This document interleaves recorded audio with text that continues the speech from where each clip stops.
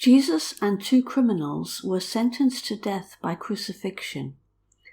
Roman soldiers made them carry their own crosses, and they led them out of the city to be crucified. A large crowd followed, including women who mourned for Jesus. Jesus was weak from his flogging, and he fell. The soldiers seized a man in the crowd, Simon from Cyrene in North Africa, and made him carry the cross. They led Jesus out of the city to a place called Golgotha, meaning the place of a skull. Then they nailed Jesus and the 2 criminals to their crosses. Jesus was in the middle with a criminal on either side. It was 9 o'clock in the morning. The soldiers divided Jesus' clothes among them. The inner piece of clothing was woven in one piece and was too valuable to divide. So the soldiers cast lots for it. It fulfilled the prophecy of Psalm 22:18. They divided my clothes among them and cast lots for my clothes. Some people insulted Jesus. They shook their heads and said, "You said you would destroy the temple and rebuild it in 3 days. Come down from the cross and save yourself." The chief priests and the Roman soldiers mocked Jesus and said, "He saved others, but he cannot save himself." One of the 2 criminals also insulted Jesus. He said, "Aren't you the Messiah? Save yourself and us." But the other criminal said to him, "Don't you fear God? We are being punished for our crimes, but this man has done nothing wrong."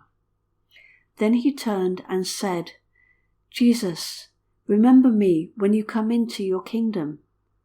Jesus replied, "I tell you the truth, today you will be with me in paradise." At noon, darkness came over the whole land until 3 in the afternoon. At around 3 in the afternoon, Jesus called out in a loud voice, my God, why have you forsaken me?" Then Jesus exclaimed, "Father, into your hands I commit my spirit." He breathed his last breath. The Roman centurion in charge of the crucifixion had been watching Jesus die.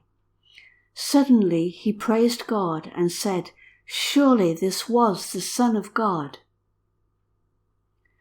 It was nearly evening, and the next day was the Sabbath.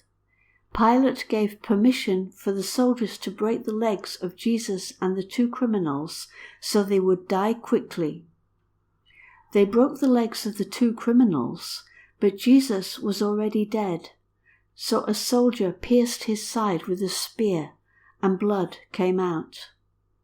It fulfilled the prophecies that not one of his bones will be broken, Psalm 34:20, and they will look at the one they have pierced, Zechariah 12:10.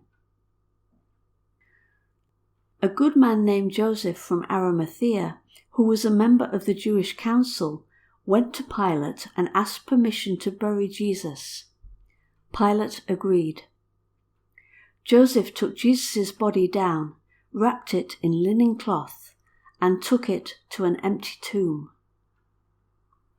A large stone was rolled over the entrance.